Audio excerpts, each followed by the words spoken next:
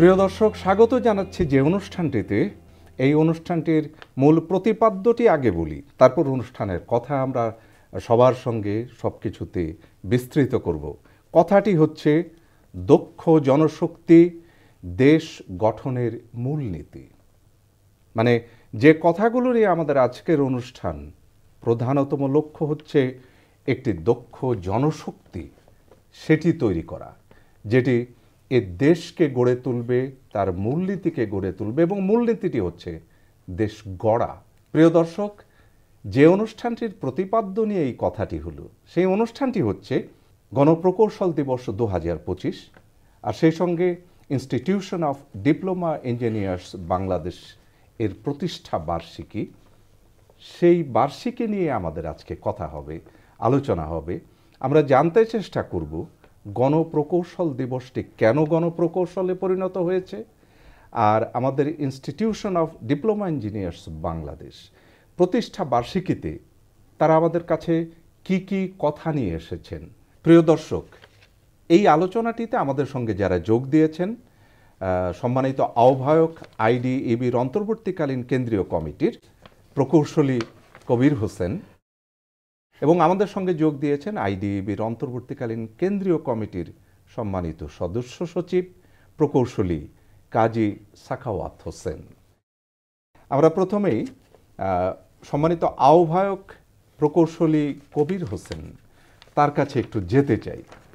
কবির হোসেন সাহেব, আমরা আপনার কাছে যেসব কথাগুলো নিয়ে আলাপ করব তার শুরুতে আমাদের একটু বলবেন যে গণপ্রকৌশল দিবস আপনারা বলছেন, এই গণপ্রকৌশল দিবস কেন বলছেন, কেন জনগণের প্রকৌশল দিবস? আমরা এটা একটু জানতে চাই শ্রোতারা, দর্শকরা।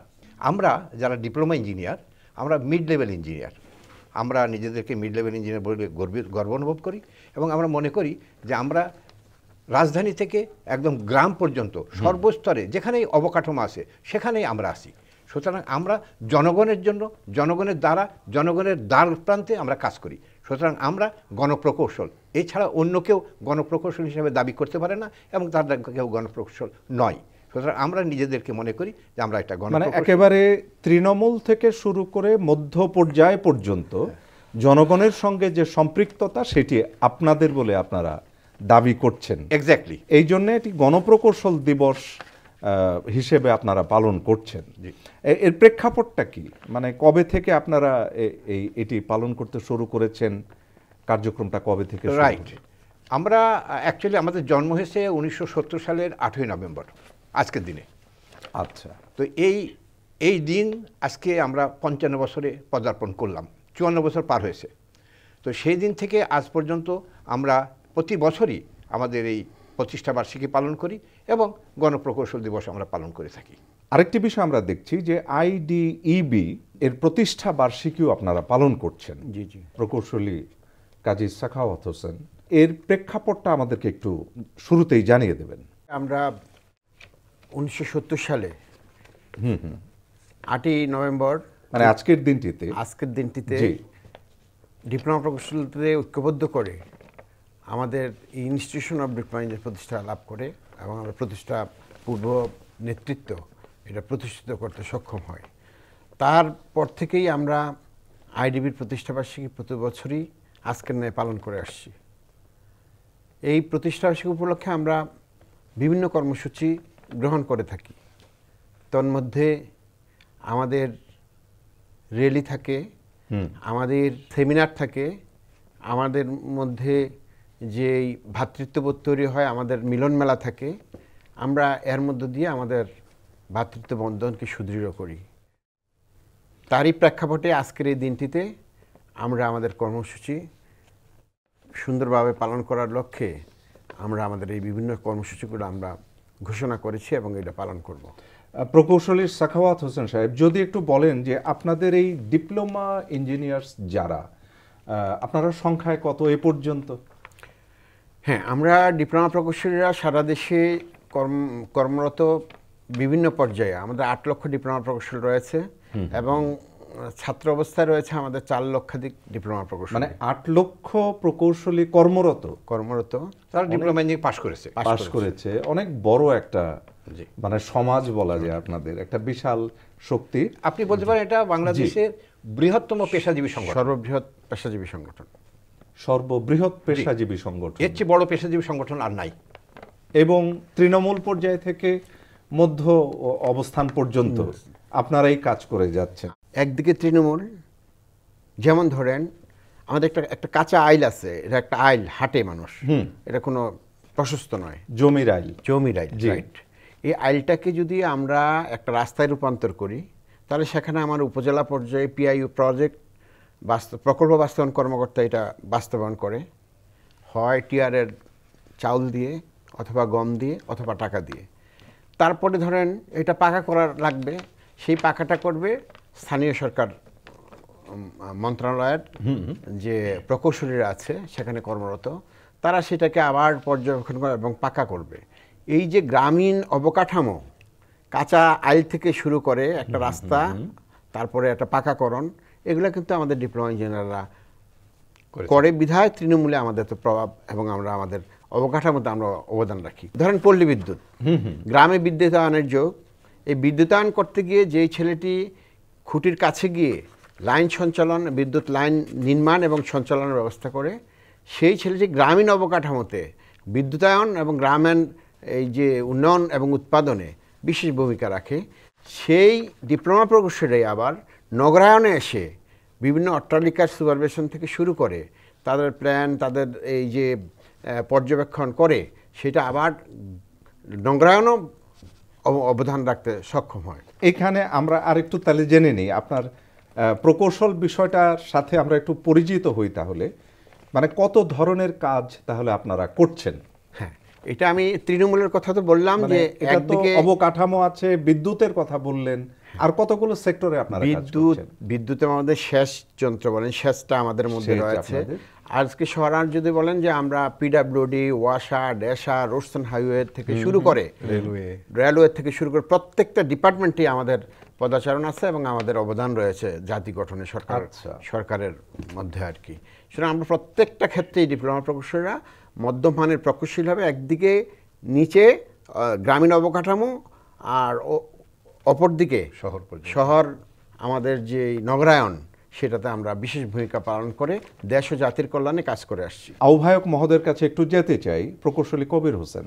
জি, এই যে সবগুলি সেক্টরে আপনাদের প্রকৌশলীরা যে ভেতরে ভেতরে কাজ করছে একেবারে তৃণমূল পর্যায় থেকে, এখানে কাজ করতে গিয়ে আপনারা কি কি চ্যালেঞ্জের মুখোমুখি হন, বাধার মুখোমুখি হন? কি যে আমি কাজ করতে পারছি না, আমার কাজের অনেক সুবিধা আছে, আমার শক্তি আছে, কিন্তু আমার সামনে অনেকগুলি প্রতিবন্ধকতা, এরকম কিছু হয়? কোনো কোনো সময় তো হয়ই, কোনো রাজনৈতিক বাধা আসতে পারে। ধরেন এখানে আমি একটা ব্রিজ বানাবো, একটা রাজনৈতিক দল মনে করছে না এখানে হবে না, ওটা ওই জায়গায় হবে, বা এটাকে ওই রকম করে করতে হবে, তো সেখানে তো বাধা আসতেই পারে, বাধা আসেও। আর এমনিতেও যে বর্তমান বিশ্ব এখন তো ডিজিটালাইজেশনের যুগ, এই সময়ে তো আগের মতো অবস্থান নাই, এখানে মানে প্রযুক্তিগত বাধা অনেক সময় এসে থাকে আমাদের মধ্যে। তো এই সমস্তগুলোকে আমরা ওভারকাম করতে চাই এবং ওভারকাম করছি, করে আমরা যাদের দেশ গঠনে আমাদের যে ভূমিকা, সেই ভূমিকা আরও দৃঢ়তর করতে চাই। প্রকৌশলী কাজী সাখাওয়াত হোসেন, এই সব ক্ষেত্রে আমরা একটু জানতে চাই যে আপনারা চ্যালেঞ্জগুলো মোকাবিলা করে কিভাবে এগিয়ে যান। আমরা দেখছি যে একেবারে গ্রাসরুট লেভেল থেকে কিন্তু আপনারা কাজ শেষ করে আসেন, এগিয়ে যান কিভাবে? যেমন ধরেন একটা সমস্যা, আমি কিছুদিন হয় একটা সমস্যা দেখতে পেলাম যে এক ভদ্রলোক একটা পিআইইউ সাহেব রাস্তা করাবেন, এখন রাস্তা বাড়ির পাশ দিয়ে যাচ্ছে, তার সামান্য জায়গা রাস্তায় নিয়ে যাচ্ছে, এখন বসতভিটা তার সামান্য, এখন সে তো আর কাজ করতে দিচ্ছে না। এখন না দেওয়ার প্রেক্ষিতে দেখা যায় কি এখানে এই প্রকৌশলী, ডিপ্লোমা প্রকৌশলী গিয়ে ওই ল্যান্ড যার বাড়ির পাশ দিয়ে রাস্তা গেছে তার সাথে নেগোসিয়েশন করতে হয়, তাকে বুঝাতে হয়, তাকে উদ্বুদ্ধ করতে হয় যে এই জনস্বার্থে আমাদের এই রাস্তা আপনি করলে লাভবান হবেন এবং আমার সমাজ লাভবান হবে, দেশ ও জাতি লাভবান হবে, সুতরাং এই রাস্তাটা তাকে আপনি বাধা দিবেন না। সেই কারণে তাকে মোটিভেশন করে তাকে মোটিভেশনের মধ্য দিয়েই আমাকে আমাদের এই বাধাটা দূর করে রাস্তাটা তৈরি করতে হবে। মানে উন্নয়নের কাজের মধ্যে এই ধরনের সমস্যা তৈরি হয়। চ্যালেঞ্জগুলো থাকে। মোকাবেলা করতে। আপনি বলছিলেন যে একজন মানুষকে মোটিভেট করতে হয় যে তোমার বাড়ির পাশ দিয়ে রাস্তাটা গেলে তোমারই উন্নয়ন হবে। হ্যাঁ। এই মোটিভেশনটা করতে গিয়ে আপনাদের যারা জুনিয়র আছেন, সিনিয়র আছেন, মানে তাদের কিরকম কষ্ট করতে হয়? হ্যাঁ, যেমন ধরেন আমরা প্রথমেই যে বাধাগ্রস্তটা হয় তাতে করে ডিপ্লোমা ইঞ্জিনিয়াররা গিয়ে সে তাকে মোটিভেশন করে। জি। যদি কাজ না হয়, দেখা গেল উপজেলা ইঞ্জিনিয়ার তিনিও ডিপ্লোমা ইঞ্জিনিয়ার হইতে পারে, তিনি বেস ইঞ্জিনিয়ার হইতে পারে, তখন ঊর্ধ্বতন কর্মকর্তা তার উপরে আছে ধরেন এসি ল্যান্ড, তারপরে আমাদের টিউনো মহোদয়, অ্যান্ড ওনারা গিয়ে সর্বশেষ এটা একটা নেগোসিয়েশনে এসেই সেখানে রাস্তাটা তৈরি করতে হয়। আচ্ছা। এতে করে দেখা যায় যে শেষমেশ মোটিভেশনের মাধ্যমে সেই জিনিসটা হয় না তা না, এইটাই আমাদের চ্যালেঞ্জ মোকাবেলা করে আমাদের উন্নয়নে অবদান রাখতে হয়। তাহলে একেবারে আমাদের গ্রামগঞ্জের তৃণমূল পর্যায়ের মানুষটির সঙ্গে আপনাদের নিবিড় মতবিনিময় করতে হয় এবং নিবিড় সম্পর্ক। প্রকৌশলী কবির হোসেন, জি, এই যে একটা চমৎকার সম্পর্ক, এই সম্পর্কের মধ্যে কাজ করতে গিয়ে আর কি বাধার মুখে পড়েন? যে সমস্ত ঠিকাদার বা কন্ট্রাক্টর আমরা নিয়োগ করি তার মধ্যেও দেখা যায় যে তিনি তার অনেক সময় যদি কোনো অসৎ কন্ট্রাক্টর থেকে থাকেন তখন তিনি কাজটা কিছুটা করে বন্ধ করে দিলেন, আর আসলেন না, করলেন না।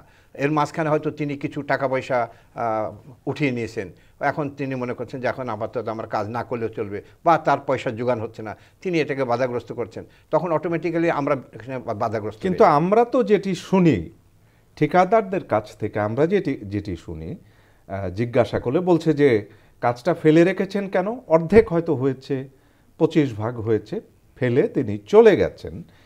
কেন অর্ধেক হয়েছে বা তার চেয়ে কম হয়েছে উনি বলছেন যে আমি আর বিল পাচ্ছি না। বিষয়টি কি এরকম? আসলে কোনো কোনো সময় সেটাও হয়ে থাকে। দেখেন এমন সময় হয় যে বাজেট নাই, হয়তো দেখা গেল বাজেট সময় মতো আসলো না, তখন সেখানে তারা বাধ্য হয় এখানে আর অর্থায়ন করা সম্ভব হয় না। তাহলে এই অর্থনৈতিক সমস্যার জন্যও অনেক সময় আপনাদের কোনো কাজ বিঘ্নিত হয়, বাধাগ্রস্ত হয়। এবং এটি পরবর্তীতে কিভাবে সম্পন্ন করেন আপনারা? হ্যাঁ, এটা হলো যে অর্থনৈতিক কারণে সেটা বাধাগ্রস্ত হয়, ইউনিভার্সাল ট্রুথ। এটা হতে পারে, ঘাটতি থাকে আমাদের বাজেটে। যেমন লো কস্ট একটা ক্ষেত্র আছে আমাদের, সেটাতে আস্তে আস্তে বরাদ্দ আসে, আস্তে আস্তে কাজ করা লাগে। সুতরাং এতে করে কন্ট্রাক্টরের একটা কাজ যখন দীর্ঘস্থায়ী হয়, দীর্ঘদিন পরে থাকে, তখন কিন্তু ঠিকাদারও এটাতে লস আসে, আর যত দ্রুত করতে পারে ততক্ষণই ঠিকাদার বেঁচে যায়। মানে কাজটা দীর্ঘায়িত হলে আপনার ঠিকাদারেরই লস হয়, অবশ্যই তার লস হয়। এক নাগাড়ে করে যেতে পারলে তার জন্য ভালো, যদি কন্টিনিউয়াস চলে তাহলে ভালো। মানে উনি ইচ্ছে করে ফেলে রাখেন না, অনেক সময় হয়তো রাখতে পারেন, অনেক সময় তিনি ইচ্ছা করে ফেলে রাখতে পারেন যে ঠিক আছে আমার তো কাজ সমস্যার সমাধান হয়ে গেছে, আমি তো বিলও পেয়ে গেছি, তার বাজেট আছে, বিল পেয়ে গেছেন, তিনি এখন আর বেশি কাজ করতে আগ্রহী না, তিনি ইচ্ছা করেই কিছুটা ডিলে করা। প্রকৌশলী কবির হোসেন, এই গণপ্রকৌশল দিবস এবং আপনাদের প্রতিষ্ঠা বার্ষিকীতে আপনারা সততাটাকে কতখানি মূল্যায়ন করতে পারেন আপনার কাডারে? আমরা ইনস্টিটিউশন অফ ডিপ্লোমা ইঞ্জিনিয়ার্স এবং আমি ব্যক্তিগতভাবে 100% চাই যে এটা সততার সঙ্গে নিষ্ঠার সাথে কাজটা হোক, এবং যদি কোথাও অসততা থাকে তাতে আমরা ইনস্টিটিউশন এবং আমি ব্যক্তিগতভাবে এর চরম বিরোধী।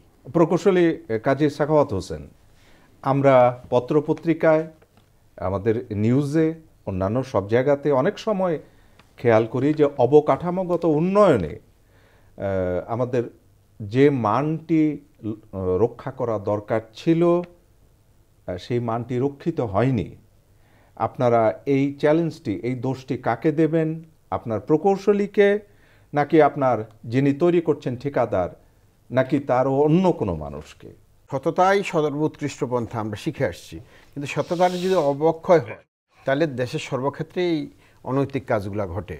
সুতরাং আমাদের এই প্রকৌশল দিবসে আমরা আমাদের প্রকৌশলীদের উদ্দেশ্যে এটাই আমরা মেসেজ দিতে চাই জাতিকে এবং আমাদের প্রকৌশলীদেরকে, যে জাতি গঠনে অবদান রাখতে হলে তোমাদের সৎ এবং ন্যায়পরায়ণ অবশ্যই হইতে হবে ইঞ্জিনিয়াররা। আপনারা যেহেতু তৃণমূল পর্যায় থেকে কাজ করে উঠে আসেন, রাইট, আপনাদের অভিজ্ঞতার উপরে, আপনাদের রিপোর্টের উপরে কি আমাদের যারা নীতি নির্ধারক তারা কি ভরসা করেন না, আপনাদের কি যুক্ত রাখেন নীতি নির্ধারণীতে? নীতি নির্ধারণীতে আমরা থাকি না, তবে অবশ্যই আমাদের উপর তারা ভরসা রাখেন। তারা আমাদের উপর ভরসা রাখেন এবং এটা তো স্টেপ বাই স্টেপ উপরে ওঠে। জি। আমাদের ধরেন একজন আমাদের প্রাথমিক নিযুক্তিতে সাব অ্যাসিস্ট্যান্ট ইঞ্জিনিয়ার, তার উপরে থাকেন অ্যাসিস্ট্যান্ট ইঞ্জিনিয়ার, সেটা ডিপ্লোমা হতে পারে, ডিগ্রি হতে পারে। তার উপরে থাকেন এক্সিকিউটিভ ইঞ্জিনিয়ার, তার উপরে থাকেন additional chief engineer, chief engineer. এইভাবে তো এটা এর স্ট্রাকচার। তো অনেক সময় তারা আমাদের উপর নির্ভর করেন, আমরা এমবি লিখি, তার উপরে তারা নির্ভর করেন, তারপরে তার উপরে উঠে সেইভাবে ধীরে ধীরে উপরে উঠতে। তাহলে জি, তাহলে যে কথাটি বললেন যে আপনাদের ধাপে ধাপে ধাপে ধাপে এই রিপোর্টগুলি যায়, তার উপরে কার্যক্রমের নীতি নির্ধারণ হয়। প্রকৌশলী কাজী সাখাওয়াত হোসেন, তাহলে আমরা এই দৃশ্য কেন দেখেছি যে একটি সেতু আপনারা তৈরি করে ফেলেছেন, তার দুপাশে তার সঙ্গে সংযোগ সড়কটি নেই, কিংবা শুধু সেতু দাঁড়িয়ে আছে, দুপাশে কিছু নেই, অথবা সেতু তৈরি হতে হতে তা ধসে গেল, দায় টাকার? এই ক্ষেত্রে আমি যেটা বলতে চাই, যেমন ধরেন এই যে ব্রিজটা তৈরি হলো, এটা স্থানীয় সরকার প্রকৌশলীরা করেন এবং দেখেন। এখন এই ব্রিজটা তৈরি হয়েছে, কিন্তু যেই মাটি এটা ভরা স্থানীয় সরকার বিভাগের তারপরে এই যে মাটিটা ফালাবে, সেটা হ্যাঁ, স্থানীয় সংযোগ সড়কের যে হ্যাঁ, মাটিটা ফালাবে, সেটা স্থানীয় সরকারও হইতে পারে, প্রকল্প বাস্তবায়ন কর্মকর্তার মাধ্যমেও হইতে পারে। এখন এই সমন্বয় যদি না ঘটে, সমন্বয়হীনতা যদি হয়, তাহলে এরূপ দেখা যায় যে ব্রিজ দাঁড়িয়ে আছে, দুই পাশে মাটি নেই, তখন চগম দিয়ে অথবা বাঁশ দিয়ে সেতু বানিয়ে এটার উপরে উঠতে হয়। সেতুর উপরে উঠতে গিয়ে আবার বাঁশ দিয়ে আরেকটা সেতু মই বানাইতে বানিয়ে হয়। তাতে উঠতে হচ্ছে। অদ্ভুত রূপকথার মতো রিপোর্টগুলি হওয়ার পেছনে মানে মূল অসুবিধাটা কি? আমরা যদি একটু প্রকৌশলী কবির হোসেনের কাছে জানতে চাই, কেন এটি হবে? এটি ধরেন আমার কাছে মনে হয় যে এটি আমাদের পরিকল্পনাহীনতা, মূলত দায়ী পরিকল্পনাহীন নয়। আমরা এটা কিভাবে পরিকল্পনা করে, এমন সময় দেখা যায় যে আমি খালি আমার ব্রিজের বাজেটটা আছে, রাস্তার বাজেট নাই। কিন্তু যিনি ব্রিজটা করবেন তার তো জানা উচিত যে রাস্তা না থাকলে ব্রিজটা কী করে ব্রিজের উপর দিয়ে মানুষ পার হবে বা কোনো যানবাহন পার হবে। সুতরাং যানবাহন বা মানুষ পার হতে হলে অটোমেটিক্যালি ব্রিজের দুই পাশের লিঙ্ক রোড লাগবে। তো সেইটা যদি না থাকে তাহলে কি অবস্থা? কে তাহলে ব্রিজ বানানোর পরিকল্পনা করলো? কার হাতে সংযোগ সড়ক আর কার হাতে টোটাল পরিকল্পনা? তাহলে এইটি কি কোনো একটি ছাতার নিচে নেই? আমার মতে একটি ছাতার নিচে নাই। এটা বিভিন্ন ধরনের হয় এবং এটা উপর থেকে আসে। যারা সিদ্ধান্ত নেন যেখানে একটা ব্রিজ হবে, ধরেন একটা যদি জনপ্রতিনিধি, তাকে স্থানীয় জনগণ বলল যে আমাদের একটা ব্রিজ চাই, তিনি বলে দিলেন একটা ব্রিজ চাই। এখন সেটা ইঞ্জিনিয়ারিং ডিপার্টমেন্টের কাছে আসলো, তারা ব্রিজ নির্মাণের জন্য প্রয়োজনীয় ব্যবস্থা নিলেন। এখন সেখানে ওই যে বাজেটের কথা, সেটা তারা বাজেটটা নির্ধারণ করবে। বাজেট নির্ধারণ যদি স্বল্পতা থাকে, সেখানে দেখা যাবে হয়তো এই মুহূর্তে সেটা করার মতোই নয়, অথচ কাজ শুরু করার সময় তখন দেখা যায় যে তার বাজেট স্বল্পতার কারণে মানে যেখানে ব্রিজটা বানানো ওইটা শুধু বানিয়ে দিলেন। তারপরে ওই যে রোড বানাবার জন্য যে অর্থায়ন, সেটা নাই তার কাছে। সেটা হয়তো দেখবেন, হয়তো তারা আশা করছেন যে হয়তো শীঘ্রই এটা করতে পারবো, কিন্তু দেখা গেল যে না, এটা পারেন না, দেরি হচ্ছে। প্রকৌশলী কাজী সাখাওয়াত হোসেন সাহেব, এই যে আমরা যে কথাটি শুনলাম আপনাদের আহ্বায়কের কাছ থেকে, যে ব্রিজটি হচ্ছে বা আমার কাজটি হচ্ছে, অথচ সংযোগ সড়ককে তৈরি করবে, তার উপরে কে রাস্তাটি আবার পুনর্নির্মাণ করবে, সেই সমস্ত সংস্থাগুলি কোথায়? এই মূল কারণটাই হলো সমন্বয়হীনতা। দেখুন, ধরেন আমরা সিটি কর্পোরেশনের কাজগুলো যদি দেখি, আমরা একটা রাস্তা দিয়ে যাই, চিকন রাস্তা শহরের ভিতর দিয়ে, দেখা যায় এখানে ড্রেনেজ লাইন হচ্ছে বা সুয়ারেজ লাইন হচ্ছে। দেখা যায় যে অনেক সুয়ারেজ লাইন করতে গেলে দেখা যায় যে অসাবধানতার কারণে অনেক লাইন কেটে ফেলে, বিদ্যুৎ লাইন, টেলিফোন লাইন আগে ছিল যেগুলো, এখন তো টেলিফোন কম, কিন্তু দেখা যায় যে এই লাইনগুলা কেটে যাওয়ার প্রেক্ষাপটে আমাদের এই দৈনন্দিন যে আমাদের বিদ্যুৎ সঞ্চালন বলেন, অন্যান্য সঞ্চালনের বিষয়গুলো আমাদের বিঘ্ন ঘটে। আমরা একটু জানতে চাচ্ছি প্রকৌশলী কবির হোসেন সাহেবের কাছে, এই সমন্বিত বিষয়টার আপনারা প্রকৌশলী হিসেবে কি এটির একটি রূপরেখা দেবেন যে কিরকম সমন্বিত হলে কাজটা একসাথে হতে পারে? যতগুলো ডিপার্টমেন্টের কথা বলা হয়েছে, জি, আমাদের বিদ্যুতের কথা, তারপরে টেলিফোনের কথা, তারপরে পানি, গ্যাস, সোয়ারেজ, এই সমস্ত কিছু যদি একসাথে করা যায়, আমরা লক্ষ্য করে দেখেছি পাশ্চাত্য দেশে একসঙ্গে একবারে খুঁড়ে একসাথে সবগুলো বড় পাইপ দিয়ে, আর আমাদের এখানে একবার ছোট পাইপ দিয়ে আবার সেটাকে ভাঙে, আবার একটু বড় করে আবার ভাঙে, এগুলা বিভিন্ন উদ্দেশ্যে করা হয়। তাহলে কার হাতে, একটি হাতে এই দায়িত্বটি একসাথে দেয়া যেতে পারে? The very system is responsible. আমরা যদি মনে করি, যেমন ধরেন আমরা যদি এখানে সিটি কর্পোরেশনে বলি, তার মেয়র সাহেবের অধীনে যদি দেওয়া যায় যে সমস্ত ডিপার্টমেন্টগুলো তিনি অর্গানাইজ করবেন, সব ডিপার্টমেন্টগুলো তাদের চাহিদা দেবে, তাদের অর্থায়ন দেবে, এবং সিটি কর্পোরেশনের মেয়র বা সিটি কর্পোরেশন এটাকে ব্যবস্থা করবে। তাহলে একত্রে যদি করা যায়। কাজী সাখাওয়াত হোসেন সাহেব, আপনি কি বলছেন? হ্যাঁ, এটার ব্যাপারে অনেক সময় মেয়র সাহেবরা দাবিও করেছেন যে সম্মিলিত উদ্যোগ না হলে এই জনদুর্ভোগের সৃষ্টি হবে, সুতরাং সবটাকে একটা প্যাকেজ হিসাবে দিলে সেটা সুন্দরভাবে সুচারুরূপে শেষ হবে। আজকের যে সব কর্মসূচিগুলি আপনারা পালন করছেন তার মধ্যে কি কি রয়েছে?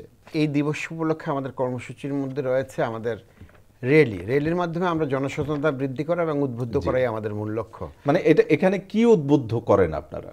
আমরা আমাদের এই কাজগুলো, যেমন আমরা উন্নয়নে যে সমস্ত অবদান রাখি, জাতি গঠনে আমাদের যে সমস্ত কাজকর্ম রয়েছে, সেগুলোতে আমরা সারা দেশকে জানান দিতে চাই যে ডিপ্লোমা প্রকৌশলীরা জাতি গঠনে অবদান রাখে এই দিনটা, সেই জন্যই আমরা এটা ফলাও করে প্রচার করার চেষ্টা করি আনন্দ উৎসবের সাথে। জি, এই যে গণপ্রকৌশলী দিবস এবং আপনাদের প্রতিষ্ঠা বার্ষিকী যেটি, এর মধ্যে আপনাদের সারাদিনের কর্মকাণ্ড রয়েছে, কি কি কাজকর্ম রয়েছে আপনাদের? আমরা প্রথমে গত 6 তারিখে একটা সংবাদ সম্মেলন করেছি। সংবাদ সম্মেলনের মাধ্যমে জানিয়েছি যে কি আমরা করব। আজকে 8 তারিখে আমাদের উপদেষ্টা মহোদয়, গণপ্রজাতন্ত্রী বাংলাদেশ সরকারের গণপূর্ত মন্ত্রণালয়ের মাননীয় উপদেষ্টা, তিনি আমাদের এই আদিলুর রহমান সাহেব, তিনি এটা উদ্বোধন করেছেন, তিনি কিছু আলোচনা করেছেন, আমরাও তার সঙ্গে কিছু আলোচনা করেছি, করার পরে তিনি র্যালি উদ্বোধন করেছেন, র্যালি শেষ হয়েছে। এবারের প্রতিপাদ্যটি আপনারা কি করেছেন আর কিসের উপর জোর দিচ্ছেন? আমরা এবারে প্রতিপাদ্য নির্ধারণ করেছি দক্ষ জনশক্তি দেশ গঠনের মূলনীতি। এখানে দক্ষ জনশক্তির উপরে আমরা এমফ্যাসিস দিচ্ছি, চাপ দিচ্ছি, প্রয়োগ করছি বেশি। কারণ হচ্ছে যদি দক্ষ জনশক্তি না থাকে সেখানে দেশ গঠন তো সম্ভবই না। যে প্রত্যেকটা কাজে, যেমন ধর একদম যদি লোয়ার টায়ার থেকে আমি বলি, যারা টেকনিশিয়ান, যে কোনো সে সিভিল, ইলেকট্রিক্যাল, মেকানিক্যাল যেটাই হোক, টেকনিশিয়ান যারা, তারা যদি দক্ষ না হয় তাহলে কাজটা ভালো হবে না। আমরা যারা সুপারভাইজার, মিড লেভেল ইঞ্জিনিয়ার, আমরা যদি দক্ষ না হই তাহলে আমরা দেশে বিদেশে কোথাও আমরা টিকবো না। আমরা চাকরিতেও টিকবো না এবং কাজেও টিকবো না, ব্যবসায়ও টিকবো না। আবার আমাদের উপরে যারা আছেন, যারা ডিগ্রি ইঞ্জিনিয়ার, তারা যদি আবার দক্ষ না হন, তাদের মধ্যে যদি অদক্ষতা থাকে তাহলে সেখানেও কাজ হবে না। সুতরাং এই যে টোটাল ইঞ্জিনিয়ারিং টিম, এটাকে দক্ষ হতে হবে, এবং দক্ষ হওয়া ছাড়া কোনো অবস্থাতেই কোনো উন্নয়ন টেকসই হবে না। এবং আমাদের মনে হচ্ছে যে এই যে চীনের যে বর্তমান প্রেক্ষাপট, সারা বৈশ্বিক অবস্থান, রাইট, সেটি বোধহয় তাদের দক্ষ ইঞ্জিনিয়ারদের জন্য, কি বলেন? নিঃসন্দেহে, হ্যাঁ, নিঃসন্দেহে। এবং খালি তাই না, তারা তো এখন ইঞ্জিনিয়ারিং কর্মকাণ্ডকে এত বেশি এমফাসিস দিচ্ছেন যে সাধারণ লেখাপড়া ওনারা বাদ দেওয়া দিয়ে এই টেকনিক্যাল এডুকেশন, এটি আমরা একটু আলাপ করব। প্রকৌশলী কাজী সাখাওয়াত হোসেন বলতে চাচ্ছিলেন। জি হ্যাঁ, দক্ষতার উপরে বলতে গেলে যে সেটা শুধু আমরা জানি যে আমাদের বৈদেশিক মুদ্রা এখন খুব গুরুত্বপূর্ণ একটা অবদান রাখছে দেশের উন্নয়নে। তো বৈদেশিক মুদ্রা যদি আমরা আর্ন করতে হয়, সেখানে আমরা দক্ষ কারিগর বিদেশে পাঠাতে হবে। আমরা স্কিল হ্যান্ড যদি না পাঠাই তাহলে দেখা যাচ্ছে এখানে কম বেতন পায়, একটা অদক্ষ লোক পায় 10 টাকা, একটা দক্ষ লোক পায় 100 টাকা। সুতরাং এই যে বৈষম্যটা, আমরা শ্রম ঠিকই দিচ্ছি কিন্তু দক্ষতার অভাবে আমরা বৈদেশিক মুদ্রা অর্জন কম করতে পারছি। আপনারা মনে করছেন যে এই প্রকৌশল বিদ্যায় দক্ষ করলে আমাদের উন্নয়ন আমরা ত্বরান্বিত করতে পারবো? প্রকৌশল বিদ্যা ছাড়া তো কোনো দেশ এবং জাতি কেউ উন্নত হয় না। সারা পৃথিবী যে যারাই উন্নত হয়েছে, যারাই উন্নয়নের শিখরে পৌঁছেছে, এটা প্রকৌশল বিদ্যা অবশ্যই এটা কাজে লাগিয়েছে। যারা যত বেশি প্রকৌশল বিদ্যায় পারদর্শী হবে, তারা তত বেশি পৃথিবীকে শাসন করতে পারছে। তাহলে কি আমরা প্রকৌশলী পড়াশোনার দিকে, এই দক্ষতা নির্মাণের দিকে ধাবিত হব, নাকি আমরা উচ্চশিক্ষিত বেকার তৈরি করছি, কোন দিকে ধাবিত হব? অবশ্যই আমরা কারিগরি শিক্ষার দিকে নজর দেব, এবং সেখানে আপনি শুনলে খুশি হবেন, জনগণ খুশি হবে। এইবার institution of diploma engineers Bangladesh, আমরা আমাদের শিক্ষা মন্ত্রণালয়ের সচিব মহোদয়ের সঙ্গে কথা বলেছি, আমরা উপদেষ্টা মহোদয়ের সঙ্গে কথা বলেছি, এবার বলেছি অতীতে পলিটেকনিকে যারা ছাত্র ইনটেক হতো তাদের কোনো পড়ালেখা মানে পরীক্ষা নেওয়া হতো না, পরীক্ষা না নিয়ে তাদের আগের এসএসসির সিজিপি এর উপরে নির্ভর করে তাদেরকে নেওয়া হতো। আমরা বলেছি নো, এবার তাদের রিটেন ভাইবা পরীক্ষা হবে, পরীক্ষা দিয়ে নিতে হবে, তাহলে আমরা সেখানে কোয়ালিটি স্টুডেন্ট পাবো। তেমনিভাবে শিক্ষক যারা তারা পিএসসির মাধ্যমে আসেন, সেখানে কোয়ালিটি বাছাই করা হয়েছে, সেখানে কোয়ালিটি শিক্ষক আসবে। এই দুটা হলে কোয়ালিটি এডুকেশন হবে। এর সঙ্গে আরেকটা জিনিস যোগ লাগবে, এই যে যেহেতু আমরা টেকনিক্যাল হাতে কলমে কাজ করি, আমাদের প্র্যাকটিক্যাল কাজ করি, সেখানে আমাদের যে কাঁচামাল লাগে সেই কাঁচামালগুলো অনেক সময় পাওয়া যায় না, অনেক সময় থাকে না, সেখানে হয়তো দেখা যায় বাজেট নাই, সেখানে নানাবিধ অসুবিধা হয়। এই কাঁচামালটার সরবরাহটা নিশ্চিত করতে হবে সরকারকে।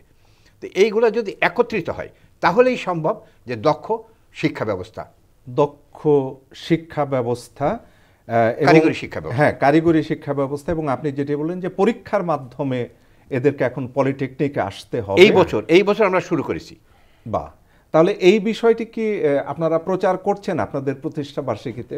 আমরা দায়িত্ব গ্রহণ করার পর আমাদের আইডিবি এই যে অন্তর্বর্তীকালীন কমিটি পরিচালনা করছি, আমরা দেখলাম কারিগরি শিক্ষায় আমাদের শিক্ষক স্বল্পতা রয়েছে, মাত্র 12% শিক্ষক রয়েছে। তো 12% শিক্ষক দিয়ে তো একটা কারিগরি শিক্ষার উন্নত আমরা আশা করতে পারি না, দক্ষতা আশা করতে পারি না, মান উন্নয়ন আশা করতে পারি না। সেই কারণে আমরা প্রথমেই জোর দিলাম যে আমাদের এই শিক্ষক নিয়োগ দিতে হবে। আচ্ছা, প্রথম হচ্ছে শিক্ষক নিয়োগ দিতে হবে। তখন এই কারিগরি শিক্ষাকে প্রাধান্য দিয়ে সরকার 3000 শিক্ষক জুনিয়র ইনস্ট্রাক্টর একত্রে এক সময় তারা ছাড় দিয়ে দিল। আগে পরীক্ষা নিয়েছিল, পরে এগুলা ছাড় দিয়ে প্রত্যেকটা পলিটেকনিক ইনস্টিটিউটে ডিস্ট্রিবিউট করে দিয়ে শিক্ষক মানটা কিছু বৃদ্ধি করা হলো। এবং শিক্ষক যে 12% থেকে 16% বা তার একটু বেশি আমরা এখন আপনার এই প্রকৌশলী যারা ওখানে পড়াশোনা করবে ছাত্রছাত্রী, আপনারা কত % পাচ্ছেন এখন? আর প্রচুর পাচ্ছেন কি না সারা পাচ্ছেন না? না, এখন হলো আমাদের কিছু নীতি নির্ধারণী ত্রুটি ছিল আগের সময়ে, যে কারণে অধিক পলিটেকনিক আমাদের প্রাইভেটাইজেশন করেছে, বেসরকারীকরণ করেছে। বেসরকারি করার কারণে শিক্ষার মানটা যখন উন্নত হচ্ছে না, শিক্ষার মানটা যখন ঠিক থাকছে না, তখনই আমরা সরকারকে বললাম যে এই শিক্ষার মান উন্নয়নের জন্য আমাদেরকে পরীক্ষা নিতে হবে, এই সিজিপি দিয়ে নিলে হবে না, এবং মেধা যাচাইয়ের জন্য আমাদেরকে পরীক্ষা নিতে হবে। তখন সরকার আমাদের এই কথা সাড়া দিয়ে, বিশেষ করে আমাদের কনভেনার আমরা দুজনেই চাপ সৃষ্টি করেছি, আমাদের কমিটি চাপ সৃষ্টি করেছে যে এই পরীক্ষা মেধা তালিকায় নিতে হবে, মেধার ভিত্তিতে নিতে হবে। তখন সরকার আমাদের কথা সাড়া দিয়েছে, এবং এই বছর থেকে আমরা মেধার ভিত্তিতে পলিটেকগুলোতে ছাত্রভর্তি করা হচ্ছে। এতে করে কি হলো যে আমাদের যেই আসনগুলা ফাঁকা থাকলেও আমাদের মানসম্পন্ন শিক্ষার কারণে আমাদের ছাত্রগুলা যেগুলো বের হবে, মেধা সম্পন্ন স্টুডেন্টগুলো যদি বের হয়, এতে ডিপ্লোমা ইঞ্জিনিয়ার হয়, এতে করে জাতি গঠনে, জাতি উন্নয়নে অবদান রাখা সহজ হবে এবং ভালো উন্নয়নে অবদান রাখতে পারবে। আমরা সরকারকে বলছি যে আমাদের যে সমস্যাগুলো রয়েছে সেগুলো যদি দ্রুত সমাধান করা হয়, তাহলে আমরা জাতি গঠনে আরও অবদান রাখতে পারি। মানে সমস্যাটা যদি আমাদের ছোট করে একটু বলেন, আপনাদের সমস্যা আপনারা কি ফেস করছেন এখন? আমরা তো প্রথমেই বললাম যে আমরা শিক্ষক সমস্যা ফিল করেছি। তারপরে এখানে আমাদের দেখা যায় যে আপনারা কি শিক্ষার্থী পাচ্ছেন না? হ্যাঁ, শিক্ষার্থী পাচ্ছি, কিন্তু পার্সেন্টেজটা একটু কমে গেছে। কারণ আমাদের এদিকে সরকারকে নজর দিতে হবে যাতে কারিগরি শিক্ষায় শিক্ষিত আমাদের কোনো আসন খালি না থাকে। রাইট। জি, আচ্ছা। আর শিক্ষক যেমন অপ্রতুল, তেমনিভাবে আমাদের 4 বছরের কোর্স, 4 বছরের কোর্স ফাইনাল ইয়ারে যে আমাদেরকে ইন্ডাস্ট্রিয়াল অ্যাটাচমেন্ট আছে। এই ইন্ডাস্ট্রিয়াল অ্যাটাচমেন্টে অনেক ইন্ডাস্ট্রি তারা নিতে চায় না, যে না আমার দরকার নেই, হ্যাঁ সে তো বাধ্য না। এটাকে সরকারের দায়িত্ব নিতে হবে, এই ইন্ডাস্ট্রিয়াল অ্যাটাচমেন্টে যাতে ইন্ডাস্ট্রিগুলা অ্যাটাচমেন্ট নাই। ইন্টার্ন টাইপের যদি কোনো ব্যবস্থা করা যায়। জি, না ইন্টার্ন ব্যবসায় আছে, সেইটাই ঠিকমতো নেয় না। তো সেইটাতে আমরা বলছি নিতে হবে। আর ইন্টার্ন সময়ে সরকারি এবং বেসরকারি পলিটেকনিকের ছাত্রদের, পলিটেকনিকের বেসরকারি তো দেয়ই না, সরকারি ছাত্রদেরকে সামান্য কিছু টাকা দেয়। আমরা বলি না, সাব অ্যাসিস্ট্যান্ট ইঞ্জিনিয়ারদের প্রাথমিক নিযুক্তিতে যে বেসিক পে, ওই একটা বেসিক পে তাদেরকে প্রতি মাসে প্রত্যেক ছাত্রকে দিতে হবে, সরকারি এবং বেসরকারি উভয় ছাত্রদেরকে এটা দিতে হবে। তাহলে তারাও আগ্রহী হবে এবং এই সময়টা তারা প্রকৃত অর্থে ইন্টার্ন করবে এবং এই সময় সে ট্রেনিংটা খুব মারাত্মক ট্রেনিং হবে। এই বিগত 3.5 বছর যা শিখে আসলো এই 6 মাসে সেটাকে শানিত হবে এবং সে বেরিয়ে যখন যাবে তখন একটা পরিপূর্ণভাবে দক্ষ ইঞ্জিনিয়ার হিসেবে বেরিয়ে আসবে। প্রকৌশল শিক্ষায় আমরা যদি শিক্ষিত করি তাহলে আমি একটু উন্নত দেশ পাবো। তাহলে আমরা যে সাধারণ যে শিক্ষা পদ্ধতিটি চালিয়ে যাচ্ছি, আমার একটি এমনও দেখেছি যে অফিসের যে চা খাওয়াচ্ছে এই ছেলেটি বা মেয়েটি মাস্টার ডিগ্রিধারী, রাইট। তাহলে সে কি যদি প্রকৌশলীর দিকে আসতো তাহলে কি তার জীবন এরকম হতো? না, ভালো হতো।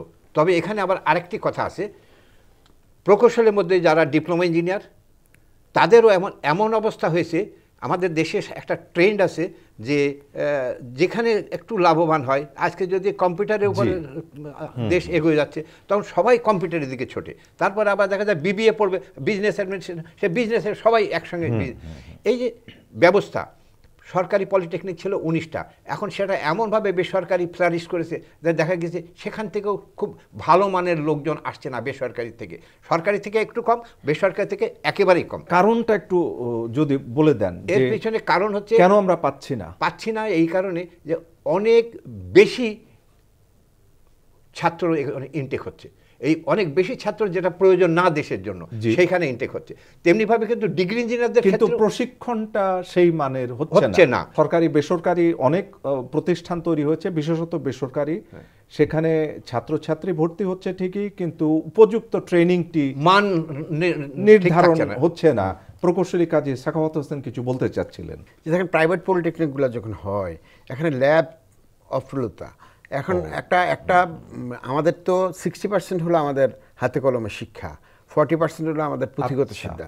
এই 60% যদি আমরা হাতে কলমে শিক্ষা হয় তাহলে এখানে আমাদের লাগবে ওয়ার্কশপ। যেমন আমি মেকানিক্যাল ইঞ্জিনিয়ার যদি হই তাহলে আমার ল্যাদ মেশিন লাগবে, আমাকে ল্যাদ মেশিন প্রাইভেট অনেক দাম, সেটা প্রাইভেট পলিটেকনিকগুলো সংগ্রহ করতে পারছে না।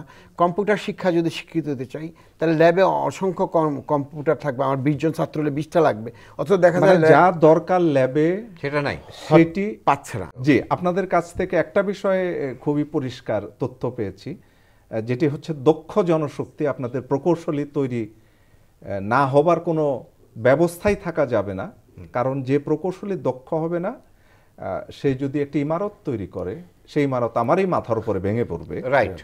আর দক্ষ প্রকৌশলী তৈরি হবার জন্যে যে প্রতিষ্ঠানটি দরকার সেই প্রতিষ্ঠানটিতে আপনি সেই সেবাটি দিতে পারছেন না, হয় শিক্ষক দিতে পারছেন না অথবা যন্ত্রপাতি দিতে পারছেন না। আমরা বোধহয় আপনাদের কথারও প্রায় চূড়ান্ত অবস্থানে পৌঁছে গেছি। প্রিয় দর্শক, আপনারা শুনছিলেন গণপ্রকৌশল দিবস এবং আইডিইবি এর প্রতিষ্ঠা বার্ষিকী উপলক্ষে আমাদের বিশেষ আলোচনা অনুষ্ঠানটি। আমরা চেষ্টা করেছি আমাদের আলোচনার ভেতরকার কথাগুলো, যেগুলো সাধারণত কেউ বলতে চায় না, আমরা সেইগুলো বলতে চেয়েছি। আশা করি আমরা যে প্রশ্নটি করতে চেয়েছি আপনাদের পক্ষ থেকে আপনারা কিন্তু সেটি পেয়ে গেছেন। উত্তর এই দেশ দেবে, উত্তর প্রশাসন দেবে। আমরা দুজন প্রকৌশলীকে ধন্যবাদ জানাচ্ছি আমাদের সঙ্গে কষ্ট করে অনুষ্ঠানে যোগ দেওয়ার জন্য। আপনাকেও ধন্যবাদ।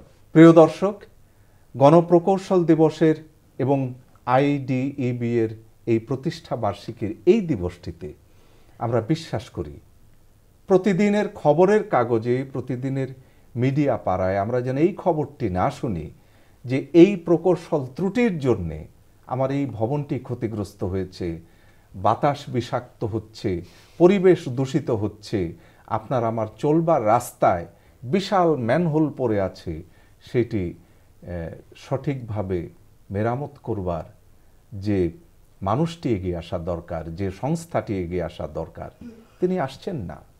আমরা আর এটি দেখতে চাই না। আমরা একটি সুন্দর সমাজ চাই, একটি দেশ চাই, একটি সুন্দর শহর চাই। সেই দিকেই এগিয়ে যাচ্ছেন আমাদের প্রকৌশলীরা। তারা দক্ষতা চান, তারা একটি উন্নত স্বদেশ চান। আমি বিশ্বাস করি তাদের এই লক্ষ্যের সাথে আমরাও এগিয়ে যাচ্ছি। একটি উন্নত বাংলাদেশ, সুখী সমৃদ্ধশালী বাংলাদেশ, সেটিই আমাদের স্বপ্ন। শুভেচ্ছা সবার জন্যে, ভালো থাকবেন।